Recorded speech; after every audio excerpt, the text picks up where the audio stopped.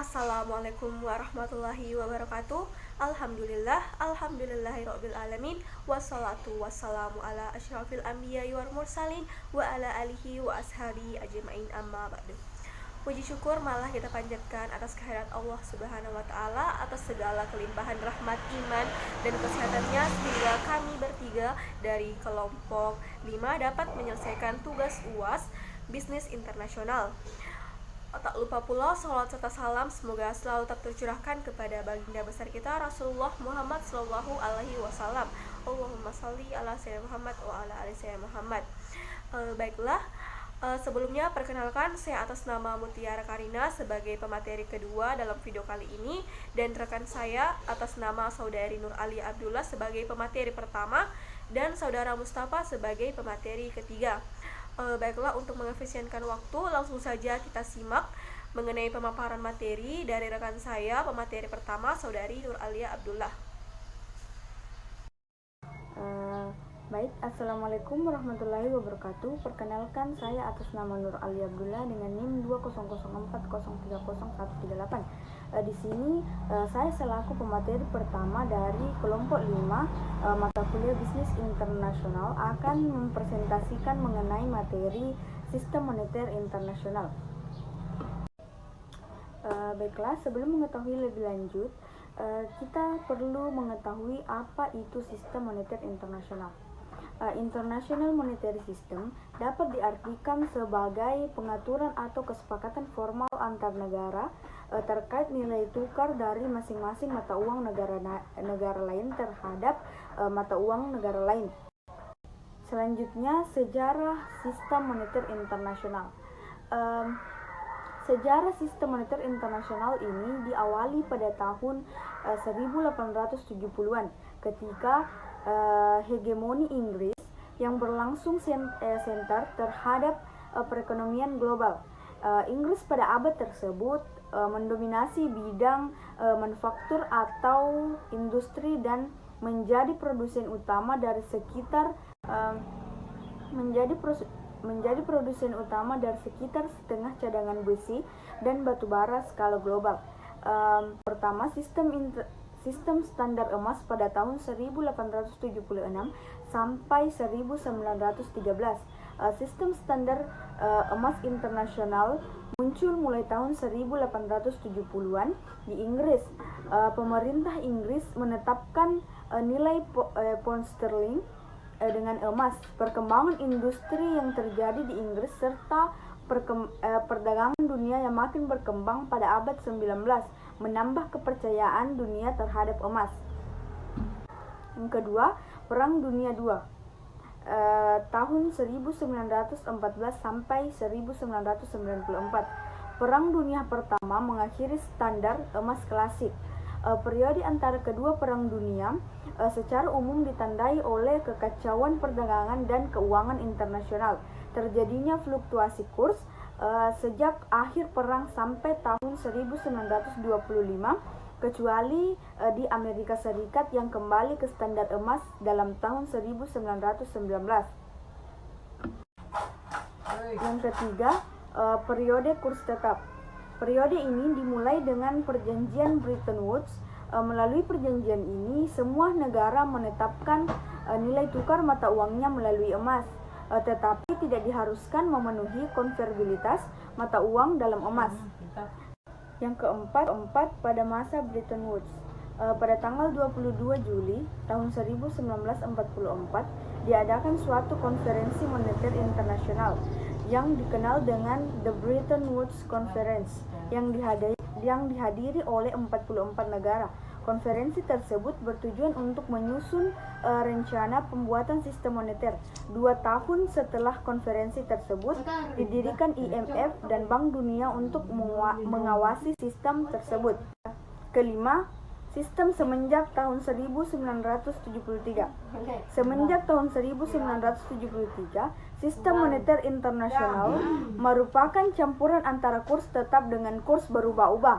Mata uang yen, dolar Kanada, franc Perancis dan Swiss berfluktuas tergantung dari permintaan dan penawaran.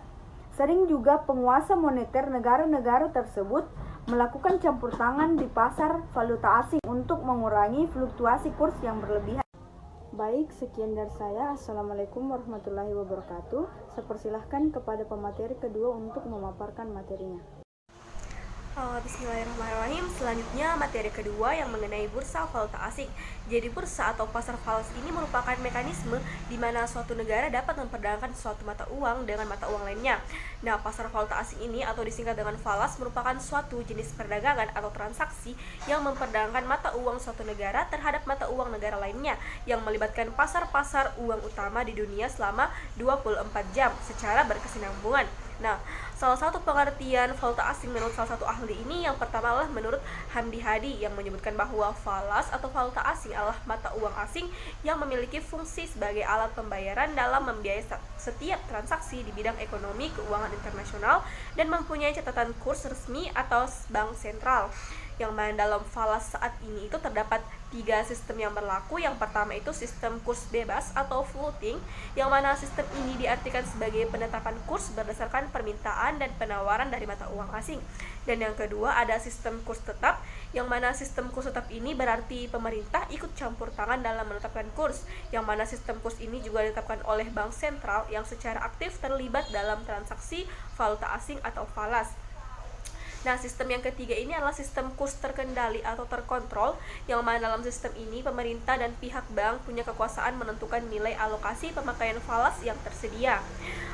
Baik, selanjutnya mengenai valuta asing dalam perdagangannya itu terdapat 2 jenis, yaitu ada falas fisik dan falas non fisik, yang mana yang dimaksud dengan falas fisik ini merupakan valuta asing yang pengertian uang dalam arti sebenarnya yaitu adalah uang kartal yang berwujud uang kertas, uang logam yang digunakan dalam perdagangan internasional. Dan ada juga yang disebutkan sebagai falas non fisik, yang mana ini adalah uang asing dalam wujud uang giral atau berbagai macam surat berharga, contohnya seperti wesel, cek, dan sejenisnya. Baiklah, sekian dari penjelasan saya sebagai materi kedua. Selanjutnya saya serahkan kepada rekan saya. Assalamualaikum warahmatullahi wabarakatuh. Perkenalkan, nama saya Mustafa, NIM 20040301339. Di sini saya akan menjelaskan tentang mekanisme nilai tukar mata uang. Jadi, nilai tukar mata uang atau kurs ialah harga mata uang dalam suatu negeri terhadap mata uang asing. Dalam hal penukaran mata uang ini dikenal dengan 2 istilah, yaitu depresiasi atau penurunan dan apresiasi atau peningkatan. Dikatakan depresiasi atau penurunan itu jika $1 itu membutuhkan Rp9.000, yang mana dulunya itu $1 hanya seharga Rp8.500. Dan dikatakan apresiasi atau peningkatan yaitu jika $1 itu harganya Rp8.000, yang mana dulunya itu $1 itu sama dengan Rp8.500. Adapun nilai tukar rupiah terhadap valuta asing dapat didefinisikan sebagai berikut, yaitu nilai tukar rupiah per dolar itu sama dengan berapa rupiah yang diperlukan untuk membeli $1 Amerika. Contohnya itu berdasarkan data yang saya dapatkan dari CNBC Indonesia per 18 Mei 2022 bahwa $1 itu seharga Rp14.630. Lalu nilai tukar per rupiah per yen itu sama dengan berapa rupiah yang dibutuhkan untuk mendapatkan atau membeli 1 yen. Sebagai contohnya itu yang saya dapatkan dari CNBC Indonesia per 18 Mei 2022 bahwa 1 yen Jepang itu sama dengan 113,18 rupiah. Selanjutnya yaitu nilai tukar valuta asing terhadap rupiah, yaitu nilai tukar dolar per rupiah itu sama dengan berapa dolar yang Amerika dibutuhkan untuk membeli 1 rupiah. Jadi 1 rupiah itu seharga 0,00004 kali nolnya 68 dolar. Lalu nilai tukar yen per rupiah itu sama dengan berapa yen dibutuhkan untuk membeli 1 rupiah. Jadi membutuhkan 0,0088 yen itu untuk membeli 1 rupiah. Demikianlah penjelasan dari saya, lebih dan kurangnya mohon dimaafkan. Wassalamualaikum warahmatullahi wabarakatuh.